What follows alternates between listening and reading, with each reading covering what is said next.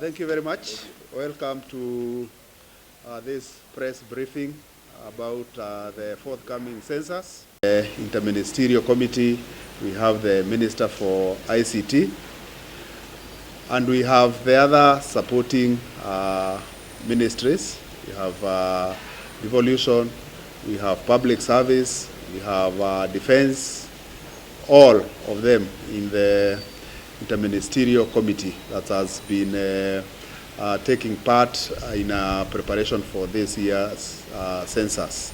So today's press briefing is basically to inform the country about our preparedness, and each of the ministers will speak to the specific role that they have been pushing in this interministerial preparation.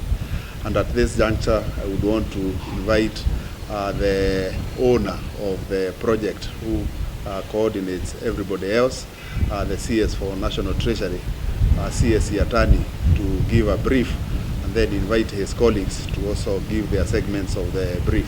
CSE attorney.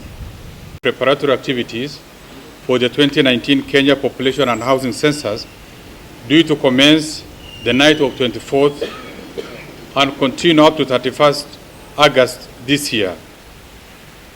This is a culmination of a careful, systematic planning that started way back in 2016, which started from cartographic mapping that established 129,123 enumeration areas, and later conducted a pilot census exercise in August last year. This indeed tested adequacy of logistics, personnel, accuracy of the maps, as well as admissibility of the questionnaires and other data capture applications. I also wish to confirm that if all systems go, as all necessary personnel for the exercise have been recruited, trained, and deployed to their enumeration areas.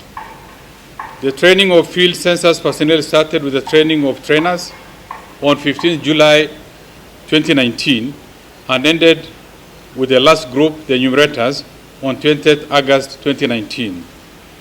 It is imperative to note that a total of 129,123 enumerators have been deployed to cover conventional households, while additional 9,000 enumerators have been trained and deployed to cover special populations like in the restricted areas, prisons, police cells, travelers and hospitals, and will further be used as reserves in case of any of the enumerators drop out.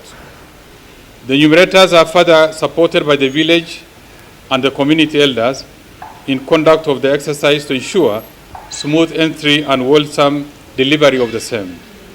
In addition, all materials to be used during the enumeration exercise have been distributed to various county headquarters for onward distribution to the census personnel. The mobile devices and accessories have also been delivered to all the counties and will be distributed to all census personnel.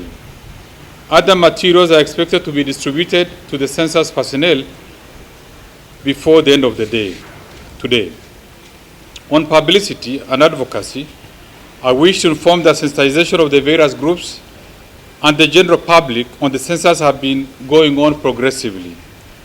An elaborate plan on the targeted groups and the key messages have been developed, and various user groups briefed accordingly. This briefing will continue throughout the census period, and we have set up a center, a communication center, that will be sending out messages on hourly basis to confirm the exercise is ongoing as planned, and should there be any challenges, this will be brought to the attention of the people in charge for immediate mitigation. It is envisaged that preliminary results will be released 3 months after the end of the exercise, while the basic reports of the census are expected to be released within 6 months. The final detailed analytical disaggregated reports will be released within 1 year after the census enumeration. At this stage, I also want to state, in the interest of transparency and openness, I wish to state that of the total budgeted figure of 18.5 billion for the exercise, it's important to clarify that this amount is spread over 5 years, from the financial year 2016 to the financial year 2020. The detailed breakdown of costs as per budgeted activities in cash shillings are as follows. At the design, development, and planning of the census process, about 255 million was used. In carrying out the cartographic mapping exercise, which was done 2 years ago, 2.5 years ago, over 3 billion was used. In the area of publicity and advocacy, about 500 million was used. In the conduct of the pilot census, about 118 million was used, while the main enumeration area that will be taking place will cost us about 10 billion. ICT equipment and softwares will consume also another 3 billion. During the analysis and dissemination, we'll also need about 200 million for the exercise. It's important to know that the biggest proportion of the budget goes towards emolument of the census personnel. We include mapping assistants, enumerators, supervisors, and also payment of allowances for local administrators and village elders, as well as purchasing of the mobile devices. It is gratifying to note that the utilization of this budget resulted in direct and indirect benefits to the economy. The first was the transfer of technology to assembly of devices by 2 local universities, because the devices that are going to be used for this exercise are actually manufactured here in Kenya by 2 of our universities. So you can imagine the level of technology transfers, and that these devices will later on be used for other exercise that's going to happen in the country. Additionally, it's going to create over 200,000 jobs. The government wishes to assure all Kenyans that the information provided will be treated with utmost confidentiality in conformity with the UN fundamental principles of official statistics and as stipulated in the Statistics Act 2006. All residents are encouraged during the exercise to cooperate with the teams that will visit them for the census enumeration, and thus every person should provide accurate information during the period. I also wish to state that all the available resources have been already sent to the various counties for payment of the individuals, the personnel involved, and for any attendant cost. So nobody should complain because money has been transferred, and for at the end of the exercise, the individual enumerators and other census personnel will be paid directly through their bank accounts that have already been provided to assistance on their own accord. About the village elders and local administrators, payments will be done through the census, county census committee, and money have already been transferred to this effect. At this stage, I now want to appeal to all Kenyans to consider this as a patriotic duty and cooperate with the people involved in the exercise, in the enumeration, so that we realize maximum result. We are therefore saying to all Kenyans, jitokeze uhesabike. Asante sana. In as far as utilization of ICT is concerned, in as far as how we are going to utilize and manage the information flow from the various areas to the headquarters, to the... Thank you, Waziri. Good morning again to you, media. Kenyans, that your data and information is safe and secure. We have ensured that we have several security measures that we have put in place to ensure that all the information that we collect is not only stored in a secure place, but we have full redundancy. The equipment that is being used, which are 7-inch tablets, these devices, as you've heard, were assembled locally, and they have our software, which we have developed within the country. And therefore, we are able to ensure that all the data, as it is transmitted, as it is processed, is actually done within our control. And we assure you that we have the full capacity to ensure full security. In order to ensure that the transmission of data is only coming from those devices, we have created a special network and that network will only be used to send the data to all the data centers. You will not have other devices out there being able to transmit into our servers. So we're very sure that also the quality of the data coming is only coming from our own sources. The mobile devices are protected, as I've mentioned, and you cannot, the enumerators cannot change the software that is already there, and therefore we are fairly certain that the data we get will be the correct data, and that we will be monitoring on a continuous basis everything that is being transmitted, the quality, and ensuring that it is in good order. I also wish to, at this point, mention that we have sufficient data storage to ensure that all the data for all the citizens that is coming through will actually be stored in our multiple data centers. The requirement at the moment is for about 3 terabytes of data, but we have capacity now for over 40 terabytes. So we have more than enough capacity that is required. We have 3 data sites that we've put in place, where we have our data primary site and 2 redundancy sites. And these are replicated throughout, so that even if one site is down, the others will continue to maintain the data. As regards the communication, that has been streamlined. This is the last briefing that we'll do as cabinet. Going forward, we will have media briefings that will be done by the government spokesman and the Director General of the KNBS. They will be doing this on a daily basis at 10 a.m. from the Media Briefing Center at Teleposta Towers. We do not expect anybody else to communicate on the census other than the 2 I have mentioned.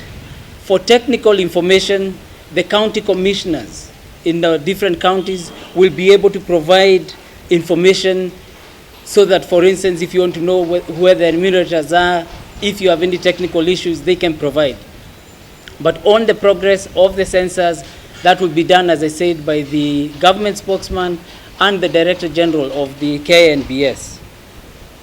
We have set up a hotline number, which we have tested and is fully functional, and that is 0800 221 020, where anyone can call to get any information that you want regarding the census process, and we will be able to ensure that you're fully updated. The census process is distinctly different from the Huduma number process.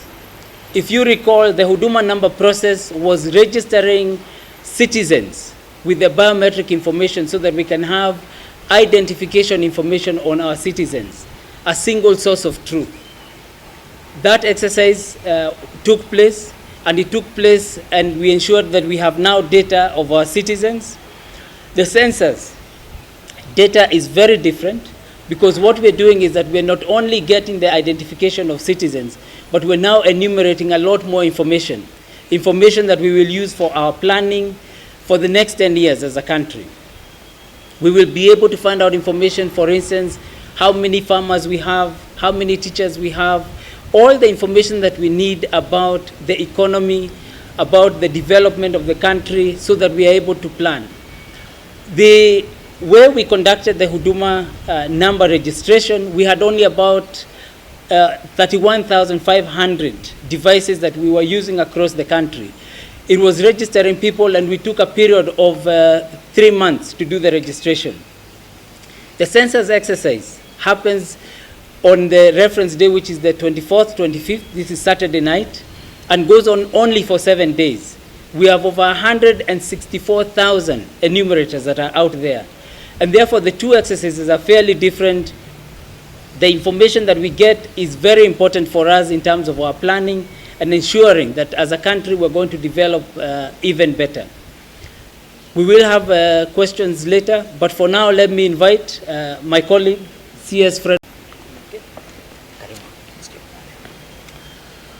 Ladies and gentlemen, I think our role is to provide support to our colleagues at the Ministry of Planning and the Kenya National Bureau of Statistics to conduct the census exercise. security resources to wherever we feel they are needed most. And you saw early in the week, our Principal Secretary in charge of Interior issued a circular to ensure that all security personnel are on duty for the entire census period. So none of us in the security sector is going to be on leave. We're all on duty until this exercise is conducted and completed. Secondly, to ensure that we identify and know who is involved in this exercise, our county commissioners across all the 47 counties are issuing accreditation documents to observers or monitors of the census exercise. So if you are interested in observing or monitoring the census exercise, you have until 6 o'clock tomorrow, 6 p.m., to go to the county commissioner of the county you want to observe the exercise to obtain accreditation. The county commissioner will require you to fill out some forms and give him or her some information, after which the county commissioner will give you an identification document that you will carry around with you if you are not employed. So there are only 3 types of people we will have out on Saturday evening and on Sunday evening and for the rest of the 7 days. They will either be census officials employed through the Kenya National Bureau of Statistics, either enumerators, content supervisors, and so on. Or 2, security personnel, our police officers, our assistant chiefs and chiefs, county commissioners, SECs, and all that. Or 3, monitors who must carry identification document given by the county commissioner as official monitors or observers of the exercise. Any other person is therefore not supposed to be involved in that exercise. And if they come around, our security personnel are well aware of what they would do with that person. We have requested our fellow Kenyans, and I want to say this with utmost humility. We are sorry for the inconvenience that is going to be caused to you because we ask that social places be closed at 5. But look, my friends, we are in this interesting situation. We have to do this census, and it's once in 10 years. Once in 10 years. So we are asking you, because under the law, social places like bars are open at 2 on Saturday. At a personal level, I'm not supposed to tell you this, but at an official level, let me say this, because I will not encourage you to drink. But anyway, at a personal level, I'm saying you can go have your drink between 2 and 5 o'clock. And more experienced people tell me that if you are not satisfied with beer for 3 whole hours, then there's a problem with you. So by 5, then, proceed home so that you can be counted. And you can also watch Liverpool and Arsenal play at home with your family. Maybe they will have a chance they rarely have of watching a football match with you. And then we'll do the same on Sunday. And then the rest of the week we'll carry on with our normal activities. And as I said, I know and we understand some members of our side, and we absolutely respect their feelings. Feel that, they would like to be out longer. It's understandable, and as public servants, we want to say we understand that. But we want to persuade you also to understand that we do this once every 10 years, and we have this situation which we really have to go through. So you'll be happy to enjoy your company and social drink and everything else until 5 on Saturday and on Sunday. Just this once in 10 years so that we can conduct this exercise. And again, as a responsible public servant, let me say, I'm sorry for the inconvenience caused. But now we have to carry out the census. So please do understand that we have to do this. Some people are asking me through social media, can we revise the decision? No, we will not revise it. We are going to carry out census between 6 p.m. on Saturday 24th and 6 a.m. on Sunday morning. And again, the exercise will resume, especially in households that will not have been visited, again 6 p.m. on Sunday to 6 a.m. again on Monday morning. That is what I have been asked and advised by my colleagues in the Ministry of Planning and the Kenya National Bureau of Statistics. And for us in the security sector, our responsibility is to facilitate this exercise, and we are absolutely ready to participate to facilitate the exercise. So sorry for the inconvenience, but please bear in mind that it's only this once in 10 years.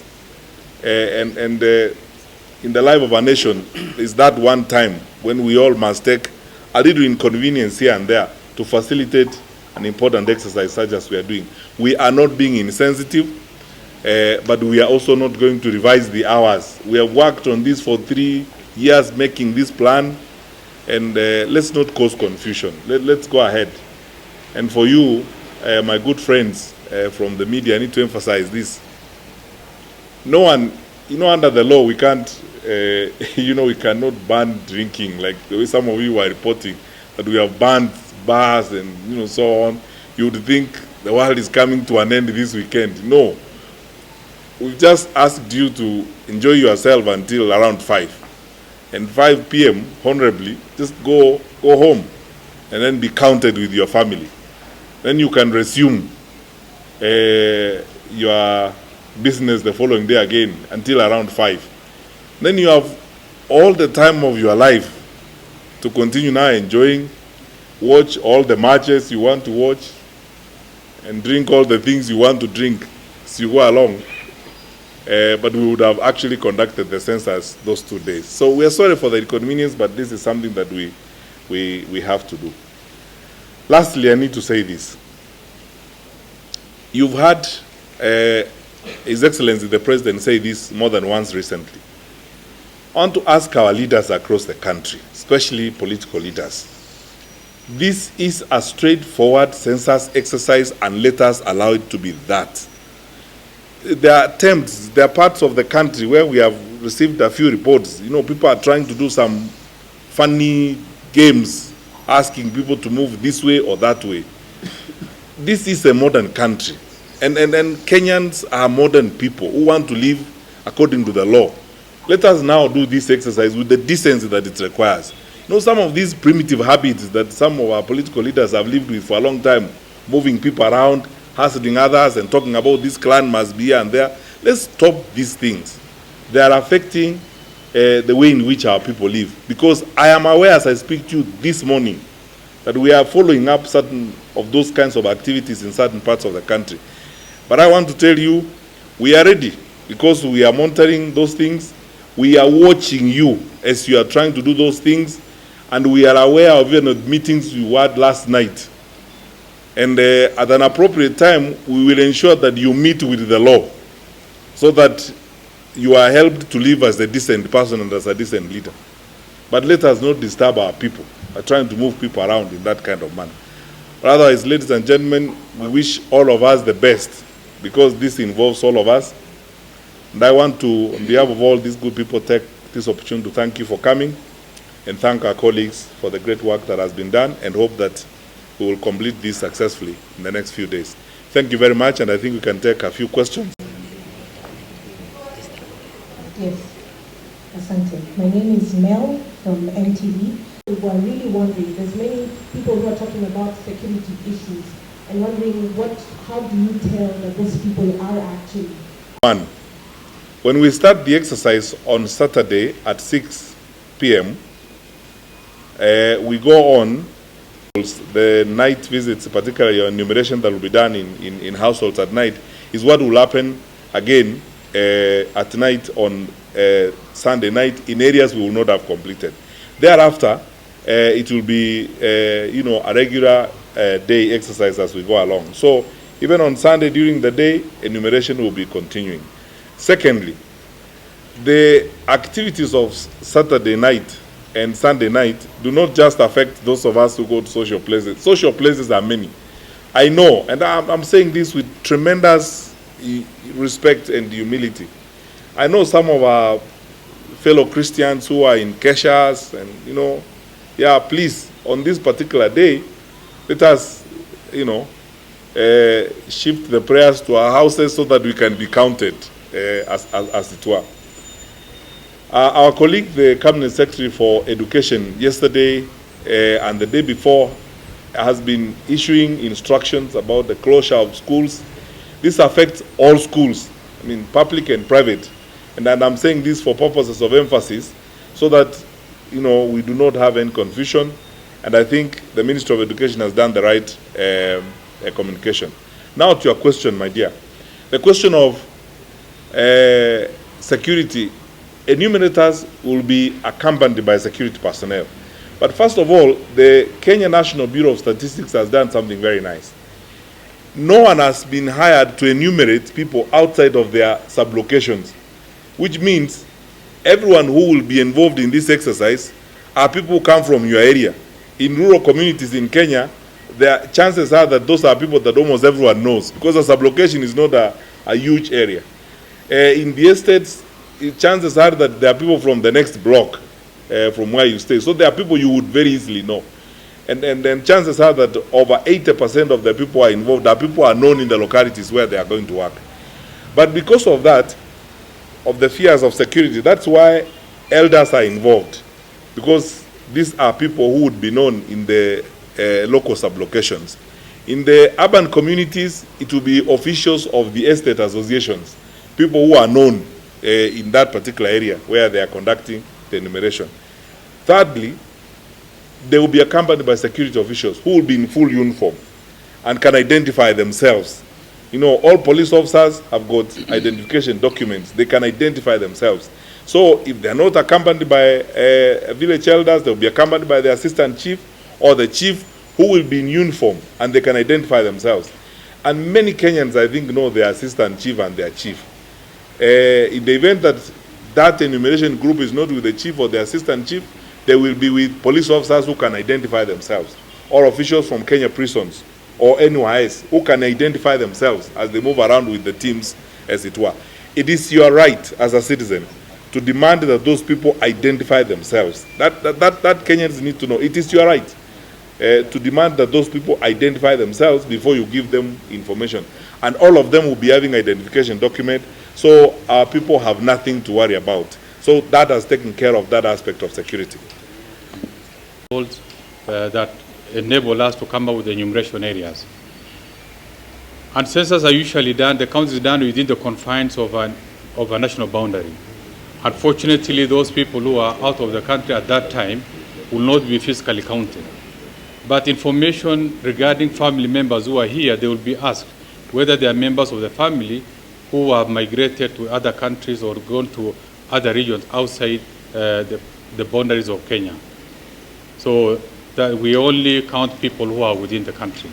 But regarding pastoralists, I know this is a very difficult time for them, given that the prevailing drought has made quite a number of them move to the neighboring countries. We are now appealing to them to take this matter very seriously, because it's a matter that comes once in 10 years. If they can now move back and take advantage of the 1 week window, they don't have to be there on that night, but they can, as long as, if they are there, because 24 is the reference night. And since earlier data for planning has been captured, it's important for them to take advantage and move back to the country on the night of 24th so that they are fully included.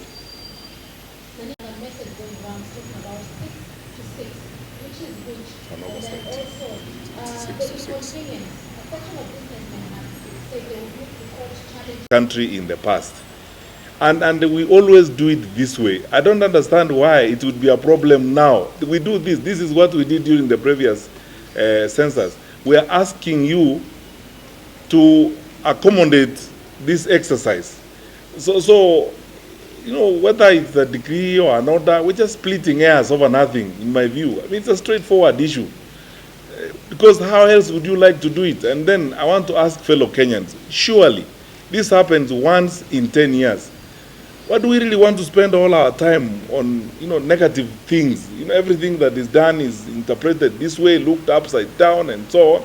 It's a straightforward exercise. We do this once in 10 years, and every time we have carried out census in the past, we always do it this way. We are now asking us to facilitate our colleagues to make it easier for the Kenya National Bureau of Statistics to count us. And then we are advising that it will be good for us to spare just those 2 evenings.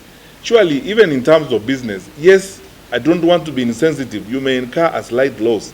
But surely, isn't that a sacrifice worth making for your country? But after that, it will continue, depending on, convenience of also those ones who failed. If you miss the first night, you have an opportunity to up to 31st. You know where the enumerators are. They are within the locality. They are not people from elsewhere, but from within locality of the sub-locations. Look for them. Make sure that they visit your homes so that you provide the necessary data. The information we are looking for is not necessarily about the physical count. There is so much that is going to go into that data for purpose of future planning, including the various forms of disabilities, the economic status, the kind of employment activities you're undertaking is so diverse, and it's going to help this country for a number of plannings and resource allocation at a later time when the data will have been fully analyzed. My name is Brenda Terriot, reporter from K24. This is concerning residents from Northeastern have been raising concerns, like the 2009 census. The figures that were taken. Essentially, that's your question.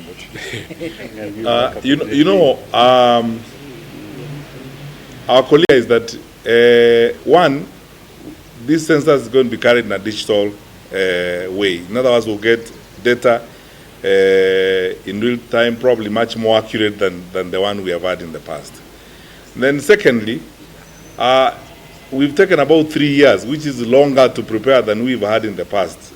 I am absolutely convinced that our colleagues have prepared effectively and they have done mapping in all these areas, and no one has got any fear to care about, because our colleagues will be as accurate as possible. I do not think we should begin having suspicious debates about which party will be misrepresented and so on. The preparations that have gone into this are much more superior than we've had in the past, and I am convinced that we will have accurate data at the end of this exercise. We don't have any indication from anywhere in the country where there are likely to be challenges of one kind or the other, and I have no reason to believe personally, and from what our colleagues are doing, I can see clearly that we are going to have accurate data and accurate information coming through, and we should therefore move forward with that attitude. We shouldn't start from the point of saying there are likely to be challenges of this kind or the other. We have gone back and forth on this, and we are confident ourselves this is going to be an effective exercise. But I'm sure my colleague, the Minister for Planning, will add on something to that. Yeah, thank you very much. I think the most important thing that is that we've learned a lot of lessons, and all those lessons have now led to where we are. Making sure that we have adequate, timely preparation. For this purpose nowadays, back almost 3 years ago, all those safety measures have been put in place, including even where the number of households have already been identified. And during the actual counting, it will be very easy to know and also to translate how come that we have this number of households, and yet the number of people who are turned up are 10 times that number. So there are a number of checks in the process. My appeal to Kenyans is wherever they are, particularly the political leaders, let's not speculate about the outcome. The outcome depends on the availability. What we need to do is to make sure that, wherever we need to assist our people to be available for that time.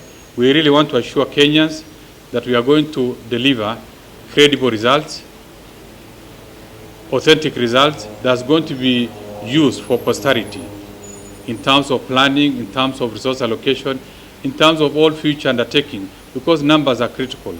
And planning is the essence of development. And we want to ensure that as a ministry, we are going to deliver credible results that are going to be utilized by the rest of governments, ministries, as well as also the private sector, including the totality, so that we have at a point of knowledge rather than speculation. Which is one way of ensuring that we have open and transparent census in the way that it is done. Before, people would write on forms. Now it's actually being done with devices. Those same devices can be audited, and you can tell where the device was. So we have sufficient technology to allow us to create the transparency, openness, and audit capability to ensure that everyone should be happy with the way the census is conducted. And the data accuracy is even better, because when you write, sometimes the transcription loses some of the data. Whereas here, it is typed, it is clear, it will be processed even a lot faster than in the previous census. So we are in a great place to ensure that transparency and openness.